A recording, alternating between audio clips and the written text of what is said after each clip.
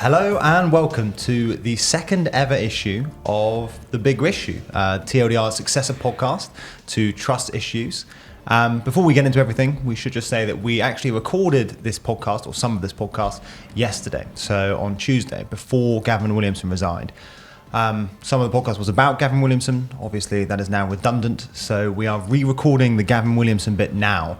I'm going to be joined by Ben, TLDR UK's lead writer, and Rory. I don't know what your title is. You're the social media dude. Yeah, that works. Yeah, fair enough. So we're going to record this bit now, and then we're going to cut to what we recorded yesterday about COP. So apologies for the jarring transition, but we're trying our hardest. Okay, so Gavin Williamson. Obviously, Gavin Williamson has now resigned. Do you want to run us through the events that led up to his resignation and maybe a little bit of speculation about why you think he's resigned?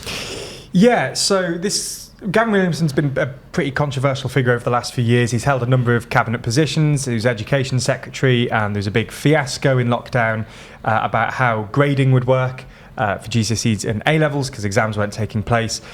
He was the Chief Whip, famously had a tarantula called Cronus on his desk just to sort of intimidate people as he was the Chief Whip. And over the weekend, some texts were leaked between him and the former Chief Whip, Wendy Morton. So this was in the very, very short Liz Truss era of government. And to be fair, he just came across as a bit of a petulant child. He came across as a sort of teenager, very angsty, sort of just awful. So we've got some of the texts here if we want to sort of go through them a little bit. There were some really choice sort of words he had for Morton. You don't sound like you're a massive Gavin Williamson fan at the moment. Oh, is that coming across? Yeah. Oh no, what a shame. So there's a few texts in there. And, I feel like I am treating this a little bit with levity, some of the text, and I think that's fair. It's very much taking the mick out of Gavin Williamson of some of his texts. But there is a serious point to this as well, which is that he was quite abusive in these texts. Wendy Morton, I think, actually does come across as quite the professional. Some of these things here. He was saying at one point at the beginning, he was texting her, and this was all the way back to the Queen's funeral. He's a Privy Councillor due to the fact that he's been knighted in government, but there's so many Privy Councillors that only a few of them were invited to the funeral. He was getting annoyed at Wendy Morton, the Chief Whip, suggesting that he wasn't invited for political reasons. So he said early on in the text that it's clear how you're going to treat a number of us, which is very stupid, and you're showing all interest in pulling things together. Don't bother asking anything from me. Then it sort of carries on. It'll say, well, let's see how many more times you fuck us all over. There is a price for everything, quite ominous there. After that, there's a sort of I don't know if there's a break in the text or whether we just don't have them. But then Wendy Morton comes back with a sort of quite a nice sort of morning, Gavin. I hear you're not voting. We're on a 3-line whip. Why aren't you voting? And he just comes back with some more just vile stuff. So this was all leaked. It was all pretty awful. And then earlier in this week, there's some more allegations saying that he told some officials to slit their throats and to jump out of a window. So, some really awful things. For his part, Rishi Sunak sort of was refusing to sack him, saying that there'd be investigations into him and he was going to refuse. And then, last night, Williamson resigned, so taking away the opportunity for Sunak to actually sack him. Obviously, his resignation was accompanied by a resignation letter. What is the explicit reason given for his resignation? And obviously, aside from that, why do we think Williamson actually resigned? Because, obviously Westminster has a culture problem, and a lot of chief whips say a lot of quite nasty things, and yet usually they sort of get away with it. So why do we think that Williamson has actually resigned this time around? So do you mind if I... Well, I was going to jump in quickly and say, please. The texts that were kind of the first thing that came out during this recent scandal were sent while he was just a backbencher, while he wasn't in government, and there was no. It was nothing about policy. It wasn't about trying to get people to vote a certain way. It was purely just anger that he hadn't been invited to the Queen's funeral. So there wasn't even any justification on his part there that he was trying to do something for the party. It was purely. I agree, but it is worth saying that even when he wasn't Chief Whip, he was sort of the de facto fixer for the government. Yeah. So he was probably acting in that capacity, wasn't he? So in the resignation letter, he actually refutes what he says is the characterisation of the claims. and says that the reason he's resigning is because he's becoming a distraction for the good work that the government's doing. So he's not resigned because of his actions. He's resigned because he believes that the story is distracting from the government, and he's saying that he's going to try and clear his name. Why he actually resigned, I think that it was just the pressure on Sunak was intensifying.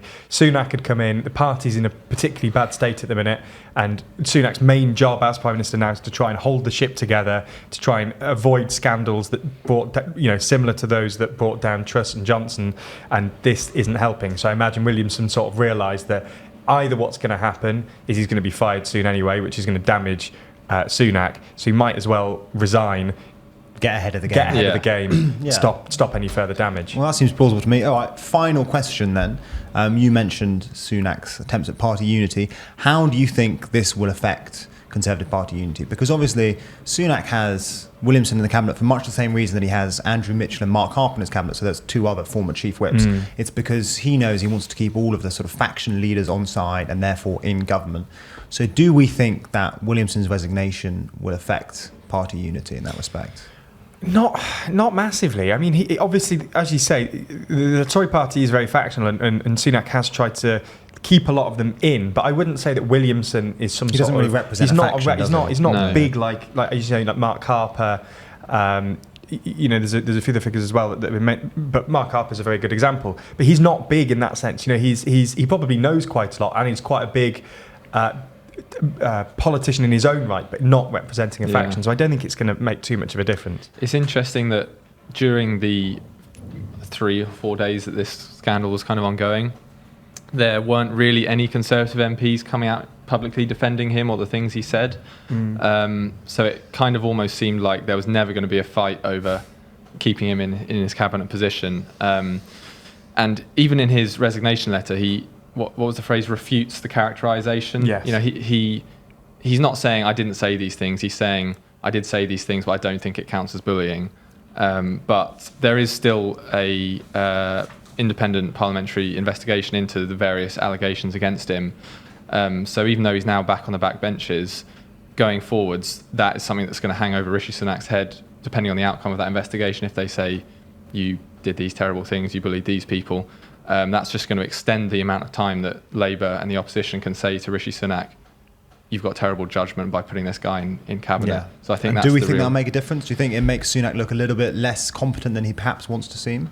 I think so, and I think that the fact, that he said along the lines of, "I'm sorry to see Williamson go," kind of almost undermines the whole point of Williamson resigning. Yeah. Williamson resigning is because of all of the scandal and how that's perceived. Sunak then saying he's sorry to see him go.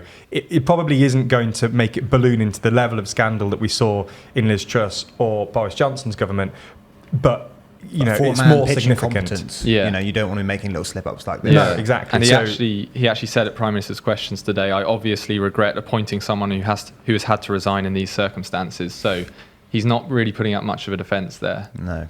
Yeah, I think it's also just worth saying as well, just one last thing on this, which is that Williamson's action as Chief Whip, has come out in the last few days, the way that he's probably been Chief Whip and the way he operates in politics. And I think that this represents very much the old style of whipping that we knew about in the 80s and 90s.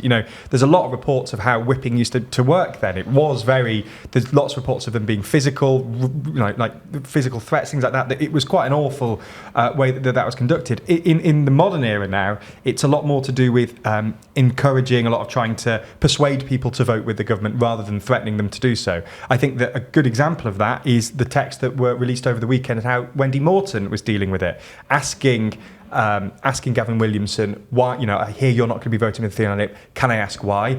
The presumption would be that Williamson would say why, and Wendy Morton would try and persuade him, no, you should vote with the government is right on this, you should do this. I think that is, by and large, how whipping happens nowadays. And these reports of how Williamson operates very much harkens back to this old, much more toxic way that politics used to function. And I think that's where he's getting at. I know you were saying earlier that there are other actors in politics that might also represent that old style of whipping, and perhaps they've not seen the light of day in the same way Williamson has. But I do think that times are changing. There are examples of that, and Williamson hasn't changed, and that's why this has all come out at the minute. No, I think you're right. I think Williamson is in the sort of whatever the opposite of the Goldilocks zone is for whipping. I mean, he's not very nice, but equally he's not nasty enough to keep them silent forever. So, He's not. You want to be nastier. Anyway, that's this bit done. We're now going to shift over to a bit about COP that was recorded yesterday. So thank you for watching, and hopefully enjoy the next bit that I'm not involved with. Let's move out of domestic politics quickly, though. Obviously, that's kind of the first big issue, the Gavin Williamson situation. I'm going to start calling you out on Rich. I'm going back the other way. The second issue, that's not even really a issue, is it? We discussed last week kind of the back and forth about whether Sunak would go to COP. He decided to, obviously. He was kind of pressured by Boris Johnson, strangely enough. So what was the outcome of that? He's been at COP, he made a speech. What was it worth it? What did he say? Well, he went, and to be quite honest, his speech was just boring. Like, he didn't actually say anything substantial. He didn't really say anything new. He was sort of saying that the UK is going to sort of honour their climate commitments. So he was saying that it's not a huge It's not a huge thing. Yeah. I'm going to continue doing the thing I want to be doing. But there was sort of well, firstly, he hasn't got much money to actually spend, so he can't really commit to anything further. So he reckons that the current climate commitment will cost about £11.6 billion. He's committed to that.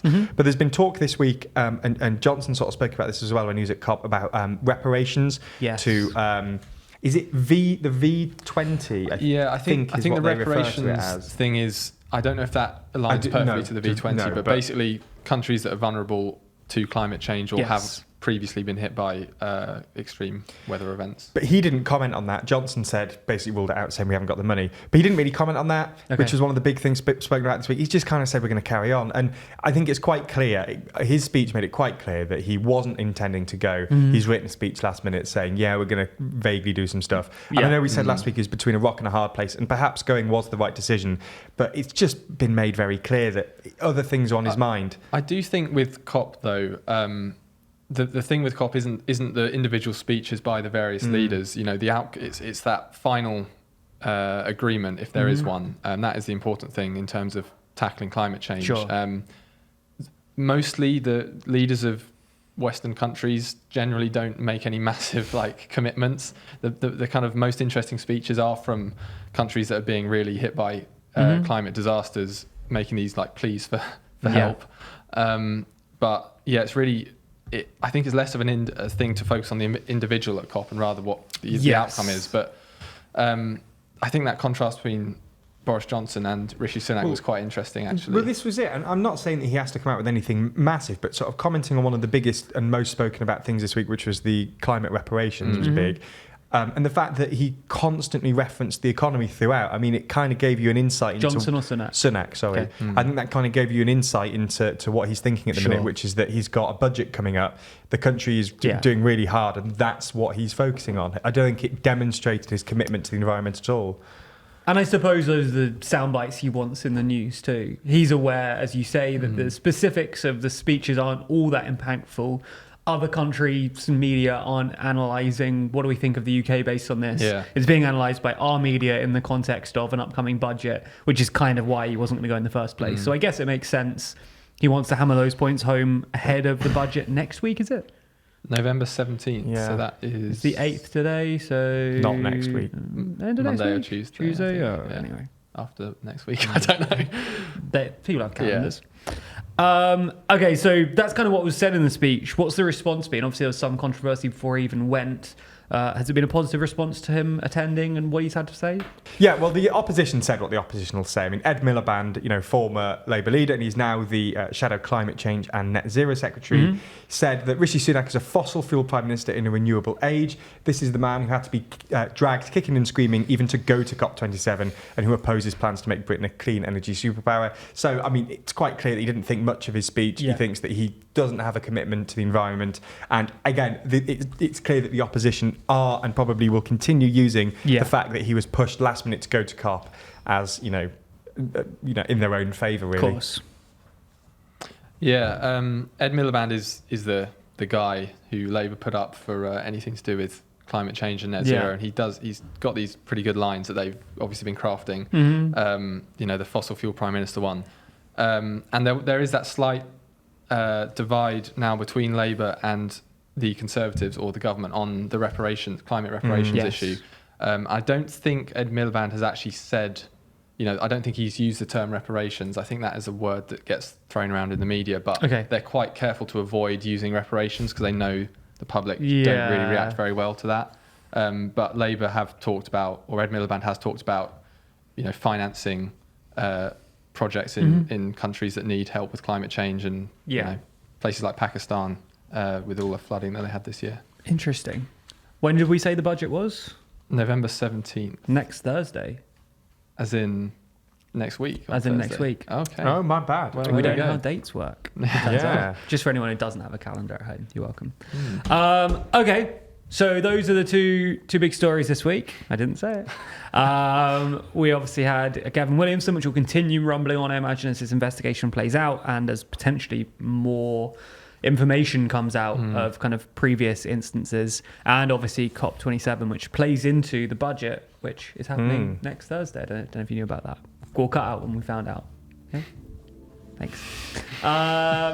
Okay, those are the two big issues this week. Oh, no, I don't like issues.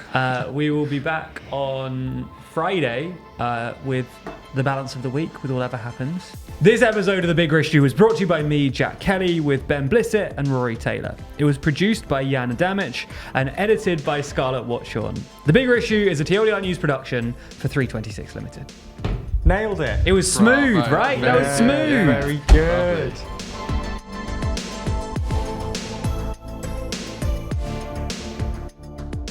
Smash that table again, Jack. Go on. God, it's so loud. Oh, God.